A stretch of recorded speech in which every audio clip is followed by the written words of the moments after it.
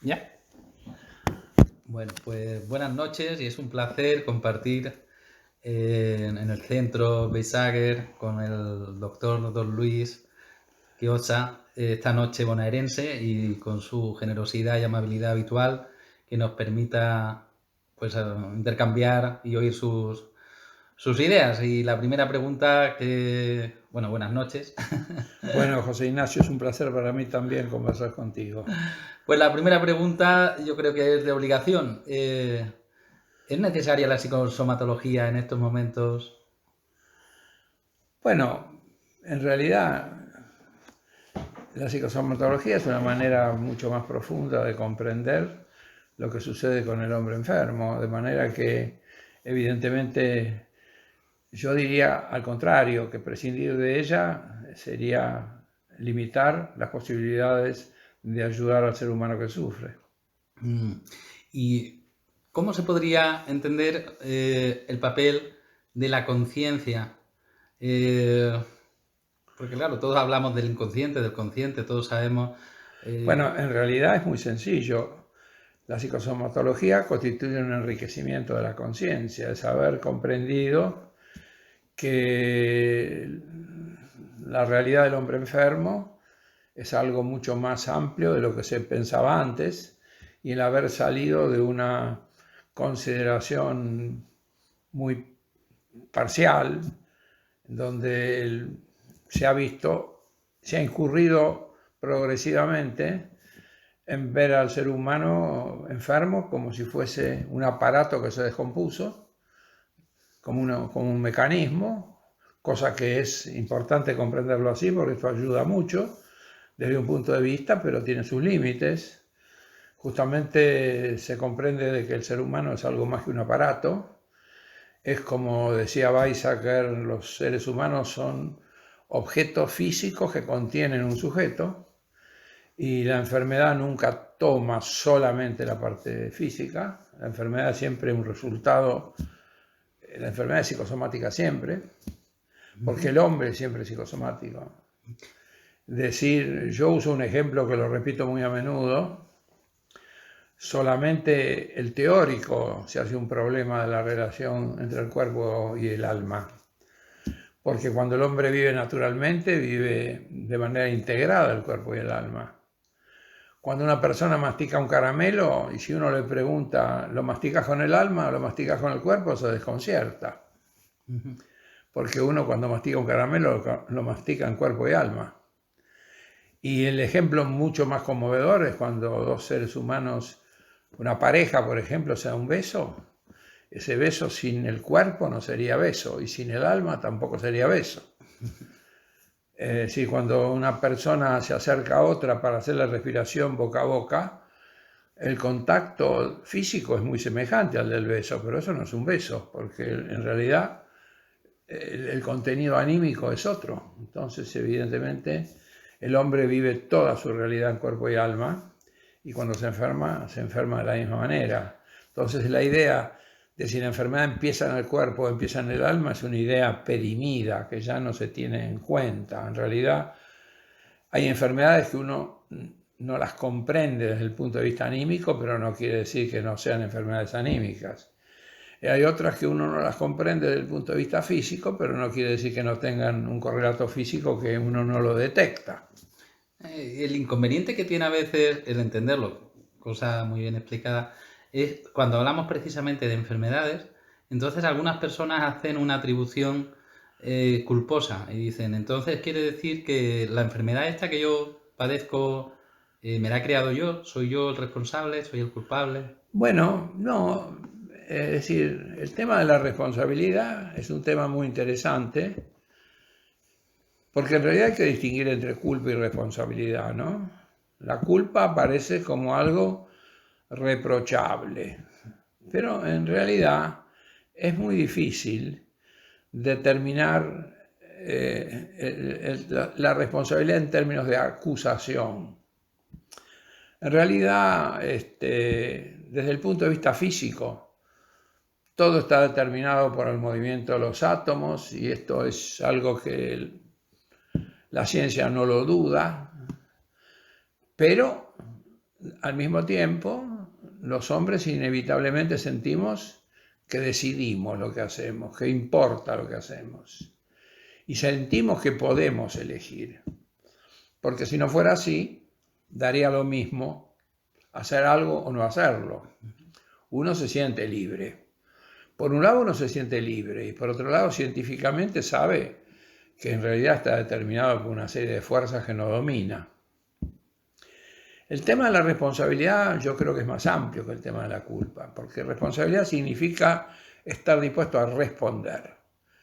Y estar dispuesto a responder significa tener la voluntad de solucionar lo que está mal, de tratar de mejorarlo, independientemente de quién lo haya producido. Es decir, cuando a una persona se le cae el lápiz y otro se agacha y se lo alcanza, el que se lo alcanza está teniendo una actitud responsable, aunque no es él el que lo tiró al suelo.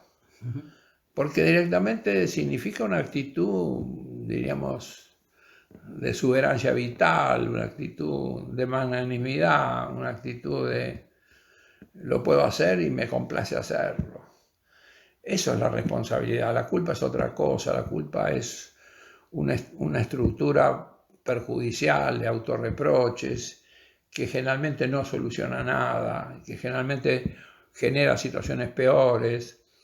Ni bien un sujeto se siente culpable, se siente tentado de proyectar la culpa afuera y transforma la relación en una relación de acusación recíproca, en fin, todo un conjunto de cuestiones que funcionan mal. Entonces, si entiendo bien, claro, es mejor sentirse responsable, que sirve también para las cosas buenas, por cierto, no solo para las que no salen bien, ¿no? Claro, pero una vez que uno comprende lo entramado que está la vida de cada persona, uno se da cuenta que tanto las culpas como los méritos son exageraciones.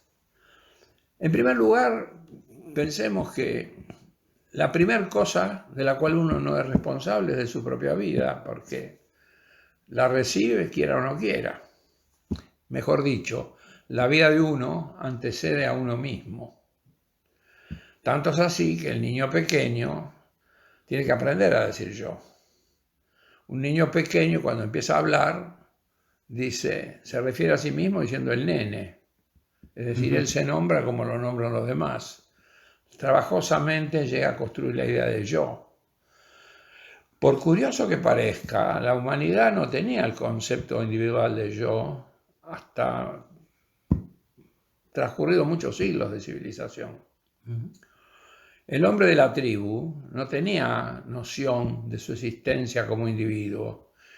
Él sentía que la tribu era todo y que él sin la tribu era nada. Las tareas eran tareas conjuntas. Primero la caza, que necesitaba la colaboración para poder matar un animal que un hombre solo no podía matar. Esto ya deshacía la idea del mérito individual. Después, el hombre agricultor, que también necesitaba, diríamos, el cultivo implicaba la colaboración de muchos y la capacidad de espera y el sentirse codeterminado por las fuerzas que no dominaba, el tiempo, la lluvia, las cosechas, la capacidad de espera. Recién cuando aparece la era de los metales y el hombre empieza a transformarse en un artesano, aparece la idea de la diferencia entre el valor de un hombre y otro, y ahí nace fuertemente la idea de yo. Lo interesante es que esto no siguió así, porque cuando el hombre descubre la máquina a vapor y la máquina empieza a funcionar, la máquina empieza a apoderarse cada vez más de la producción. El hombre no es nada más que el que pone en marcha la máquina y empieza a perderse el valor del individuo y el hombre se convierte en un integrante de la masa, el hombre masa. Y ahí aparecen inmediatamente todos los conflictos entre el valor individual y el valor que la sociedad le asigna, y surgen todos los movimientos sociales y todas las cuestiones que llevaron a muchísimas crisis y guerras en la humanidad. Precisamente entonces, si el riesgo que existe hoy en día es el hombre masa, un hombre que siente que no, o puede creer que no es importante en el resultado final de su vida porque está determinado, puede ser que en vez de ser Bueno, determinado... esa es la primera dificultad que vemos Ajá. en qué es lo que le da sentido a la vida de una persona. Y esto es muy interesante porque justamente vivimos en una época en donde esto está en crisis. La gente pierde el significado de su vida. Trabaja para disfrutar, pero cuando quiere el trabajo no es un trabajo que lo enorgullece, le genera una sensación de dignidad y de bienestar. El trabajo es lo que tiene que hacer sacrificadamente para obtener los medios para encontrar una posibilidad de disfrutar en el descanso de fin de semana. Pero ese descanso de fin de semana no alcanza para darle sentido a su vida. Porque cuando uno se pregunta cuál es el sentido de la vida, uno se da cuenta que si uno le pregunta a una persona, ¿tú vives para comer o tú comes para vivir? Todo el mundo diría, yo como para vivir, yo no vivo para comer. Bueno, entonces, así como no se vive para comer, esquemáticamente podemos dividir los apetitos que hacen al buen funcionamiento del organismo humano. Los tres apetitos básicos son comer, copular y descansar, con todas sus variantes, todas las otras funciones que derivan de estos apetitos. Pero estos apetitos no bastan para que la vida se disfrute.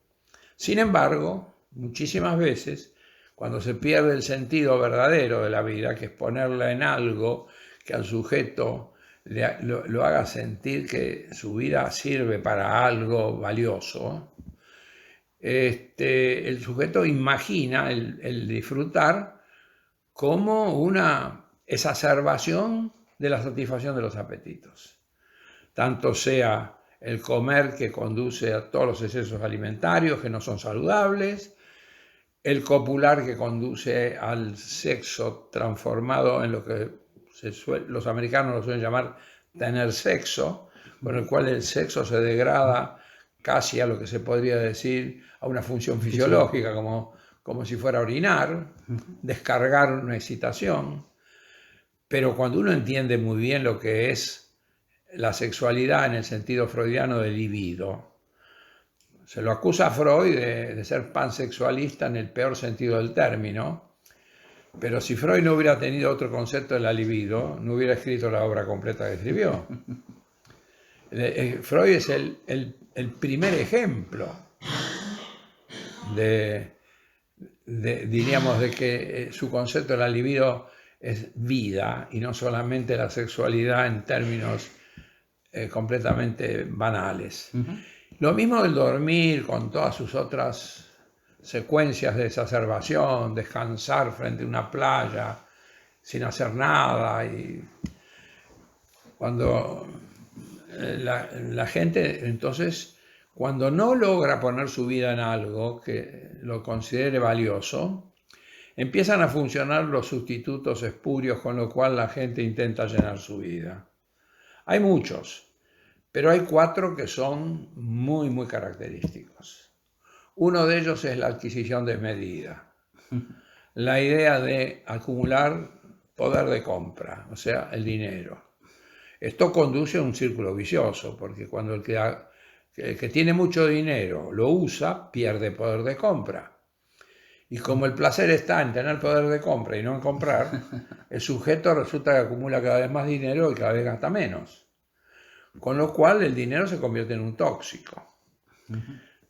Bason decía que en las cosas de la vida el máximo nunca coincide con el óptimo. Esto es muy fácil cuando pensamos en el azúcar o cuando pensamos en la sal. Cuando pensamos en el agua, más allá del óptimo, la sal es un tóxico, el azúcar es un tóxico y el agua también. Claro, cuando uno habla del dinero, a la mayoría de la gente le resulta increíble. La gente piensa que cuanto más dinero, mejor. Pero cuando uno acumula más de un 20% de lo que tiene ingenio para gastarlo creativamente, el dinero se le convierte en dueño de su vida y su vida se estropea. Y de hecho, lo sabemos, cuando estudiamos y miramos con atención, vamos a ver que los ricos no son más felices que los pobres. Hay la misma cantidad de infartos de miocardio entre las personas que viven en la villa miseria y los multimillonarios.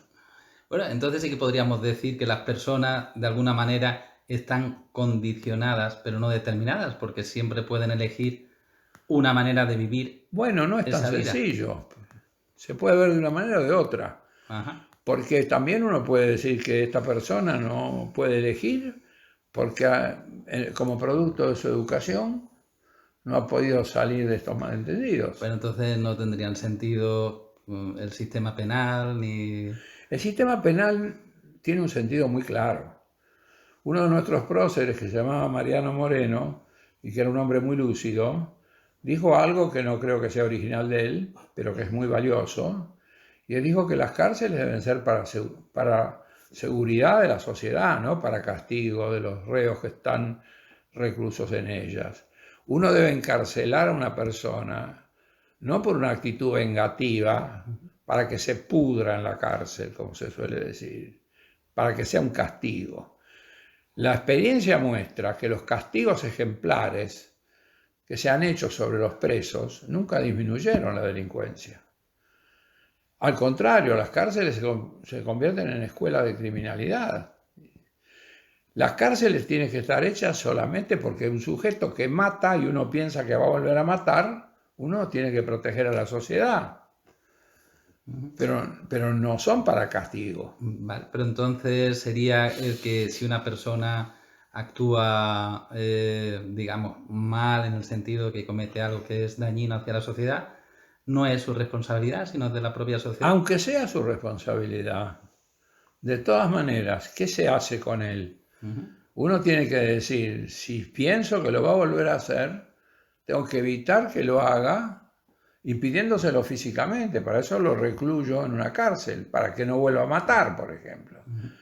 Si yo pensara que no va a volver a matar, o que no va a tener una conducta delincuente, pero no tiene sentido el castigo. Si la responsabilidad última es de la propia sociedad, No, la responsabilidad ni es de la sociedad ni es del sujeto. Estos son fenómenos que trascienden las voluntades individuales y aún sociales. La gente suele creer equivocadamente que un país vive mejor o peor por el presidente que lo gobierna. Pero hoy sabemos que los gobiernos no son las personas que están en el poder. Primero, que alguien las pone. Segundo, que si se tolera que estén ahí es porque la opinión pública está de acuerdo. No siempre la opinión pública consciente, pero sí la opinión pública inconsciente. Lo que gobierna la sociedad es el pueblo entero. Es lo mismo, esto se ve muy bien cuando empezamos a entender a los insectos sociales. Lo primero que hizo el hombre es decir que el hormiguero y la colmena de abejas tiene una reina, creyendo que la reina gobierna el hormiguero o gobierna la colmena. Y hoy sabemos que no es así, que la colmena tiene una inteligencia que ninguna abeja, ni siquiera la reina, tiene. Y hay por eso hoy en día ya no se habla de insectos sociales. Se dice que un hormiguero es un superorganismo y una colmena es un superorganismo que tiene una inteligencia que le permite la construcción. Un hormiguero puede tener 4 o 5 metros de alto y 30 metros de diámetro, y adentro cultivan hongos, ordeñan pulgones, o sea, tienen agricultura y ganadería, establecen toda la red de canales, establecen los lugares para la procreación de los embriones y tienen la circulación de aire y la humedad, que ninguna hormiga tiene esa inteligencia. 2 hormigas juntas ni siquiera pueden hacer un arquito. Cuando se juntan 5 o 6, pueden amasar el barro y hacer una estructura un poco más compleja, pero para hacer un hormiguero, lo que llamamos el hormiguero como estructura arquitectónica, hacen falta miles de hormigas. Pero entonces, como diría, creo que era Damasio, ¿no? La libertad individual es una mera ilusión, es una construcción que nos hacemos para poder seguir viviendo. Bueno, ese es un callejón sin salida. Esto se viene discutiendo desde hace siglos.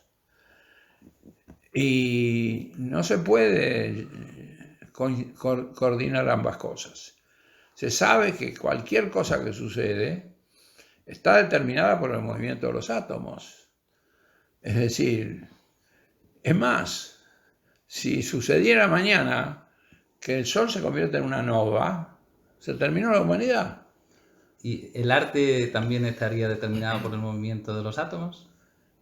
Claro, porque el movimiento de las manos está determinado por el movimiento de los átomos. Pero, Lo único que pasa es que al mismo tiempo el sentimiento de libertad es inalienable, no se puede vivir sin él. Entonces las dos cosas pasan al mismo tiempo. pero un primate tiene, por ejemplo, manos y puede coger un pincel, pero no sale arte, de ahí sale otra cosa. Bueno, porque un primate no tiene esa capacidad que el hombre desarrolló. Pero el primate puede hacer cosas que el hombre no puede hacer. Por ejemplo, en 2 segundos, saber si la persona que viene de frente es amigo o enemigo y lo decide con muchísima rapidez. Depende. Muy bien. ¿Qué más cosas entonces son las que le ocupan al doctor Chioza ahora? ¿Cómo que más cosas? Me ocupan un montón de cosas. Que, por ejemplo, ¿no? Hoy día, desde pues, sus bien merecidos ganados y a pulso 90 años, ¿no? ¿Cómo se ve la vida desde ahí? ¿Cómo se ve lo que es la infancia, juventud? Bueno, ¿qué le podría decir? Que hoy sé cosas que antes no sabía.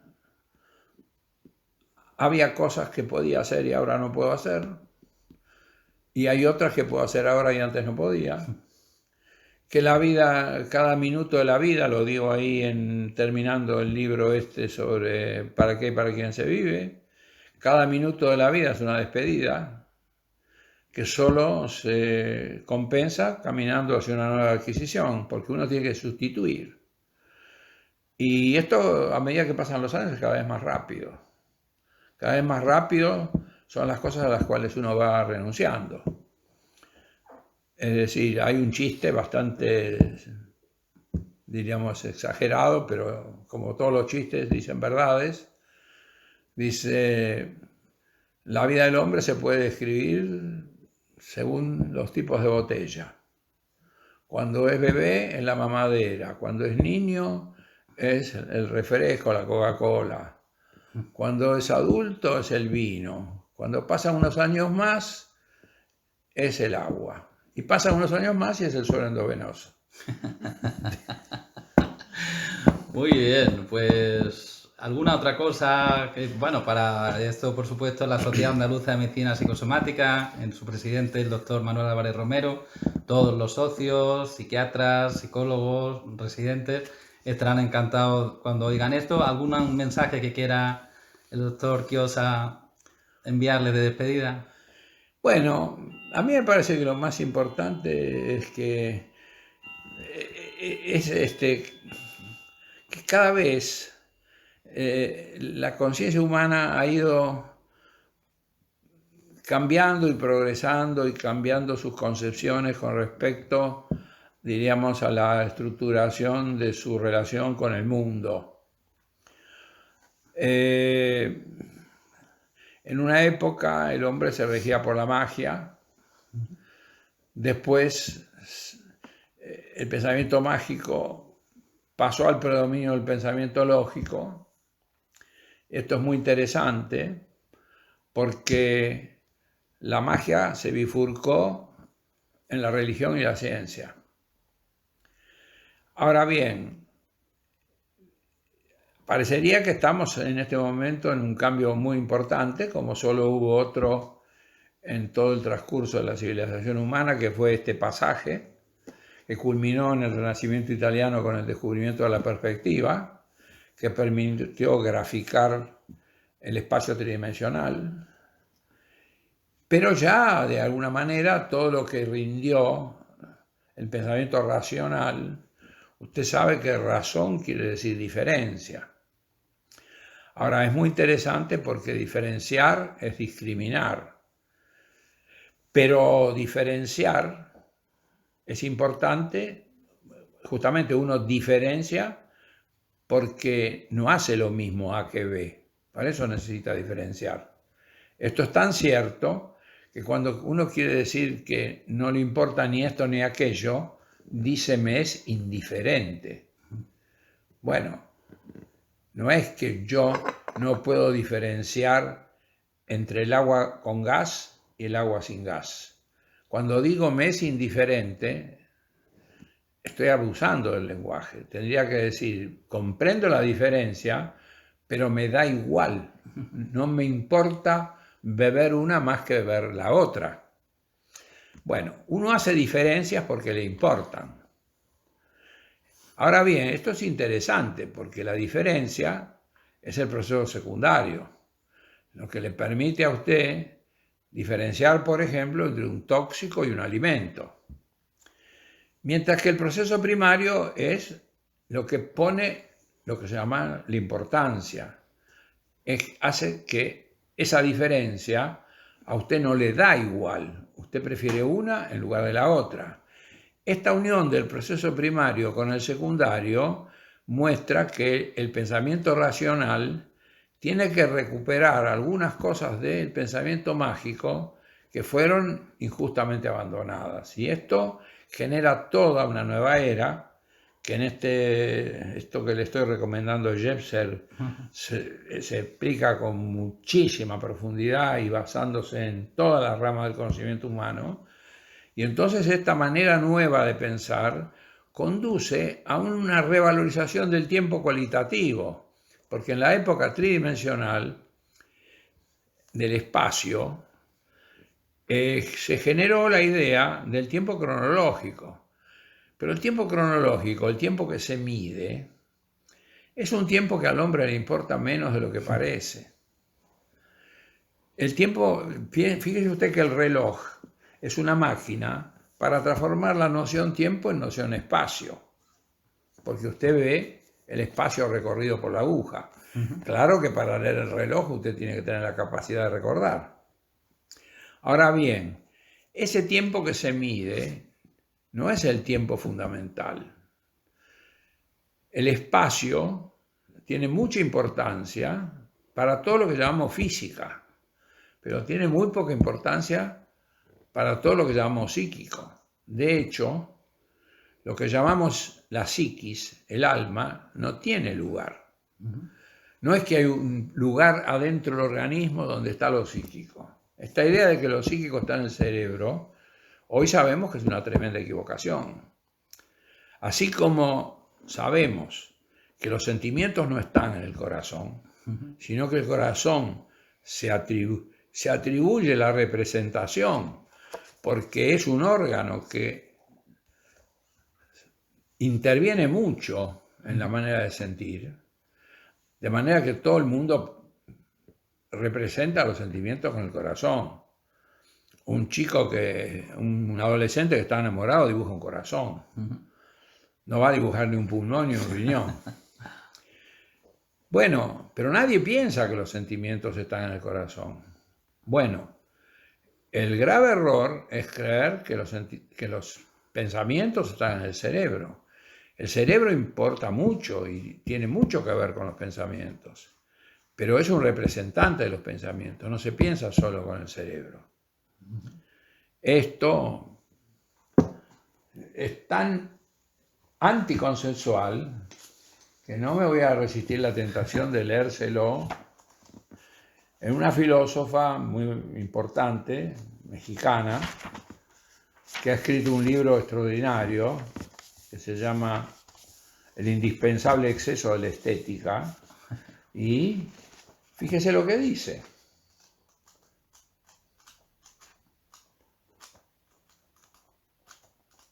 Le aclaro que yo nunca había hablado con ella hasta que lo leí esto y le escribí. Ni la emoción está en el corazón, ni la mente en la cabeza.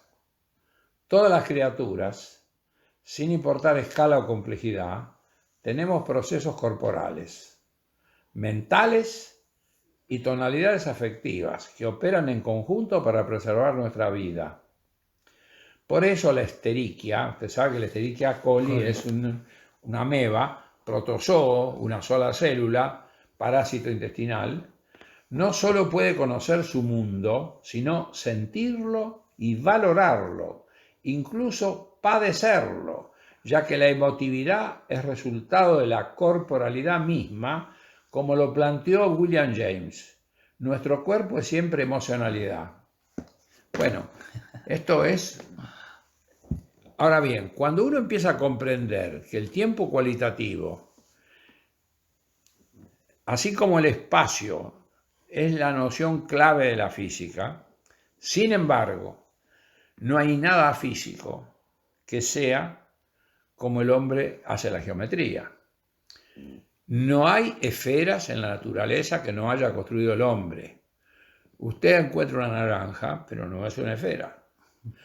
Usted no va a encontrar un solo triángulo en la naturaleza. Encuentra cosas parecidas a los triángulos. Bueno, o sea que la geometría es una abstracción humana y todo el mundo, los rectángulos, esta habitación es un rectángulo porque lo construimos nosotros. En la naturaleza usted no va a encontrar nada natural que tenga una forma geométrica pura. Del mismo modo, no existe, el tiempo no es fundamentalmente físico. El tiempo primordial es el tiempo como se experimenta psíquicamente. Por eso hay minutos que no pasan nunca y hay horas que pasan en un segundo. Y hay un tercer tiempo que es mucho más importante, que esto fue muy valorado por distintos pensadores y entre ellos Freud, que es el tiempo sempiterno, el tiempo que es siempre distinto y es siempre el mismo. ¿Y dónde lo encontramos eso? Por ejemplo, en las palabras con que se inician muchas veces los cuentos infantiles. Érase una vez. El tema es tan importante que esta frase, érase una vez, existe en todos los idiomas. En italiano c'era una volta, en francés c'était une fois, en inglés es once upon a time, en alemán no sé cómo se dice, pero yo creo que esto está en todos los idiomas. Bueno, nuestros oyentes entenderán que pasaríamos horas escuchando al doctor Quiosa, oyéndole hablar y esperamos seguir haciéndolo próximamente. No sabemos si será aquí en Buenos Aires, ojalá en Sevilla, y que podamos seguir disfrutando pues, de su sabiduría y su buen hacer. Doctor Quiosa, bueno, muchas gracias. No, muchas gracias por esta conversación que me resulta a mí tan gratificante, como siempre, conversar con ustedes. Hasta siempre. Hasta siempre.